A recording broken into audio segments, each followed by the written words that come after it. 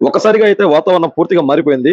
Srisailam dam దగ్గర మేము చూసిన సీన్ మాత్రం మైండ్ బ్లోయింగ్ అండి. హాయ్ హలో నమస్తే ఫ్రెండ్స్. ఈ రోజు మన పార్టీని తీసుకొని శ్రీశైలం డ్యామ్ అయితే వచ్చాం.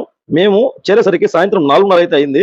చుట్టూ నల్లని మేఘాలు, చల్లని గాలి, మొత్తం వాతావరణం అద్భుతంగా అయితే కనిపించిందండి. అలానే డ్యామ్ లో నీటి మట్టం ప్రస్తుతం సాధారణంగానే ఉంది. ఈ ప్రదేశం మనకి శ్రీశైలం నుంచి హైదరాబాద్ వెళ్లే రూట్ అయితే ఉందండి. మొత్తం ఘాట్ రోడ్డు, ప్రయాణం ఎంతో ఆనందంగా అయితే ఉంటుంది. ఈ డ్యామ్ ప్రధాన విశేషాలకు వచ్చేసరికి మనకి కృష్ణా నది పైన అయితే నిర్మించబడింది.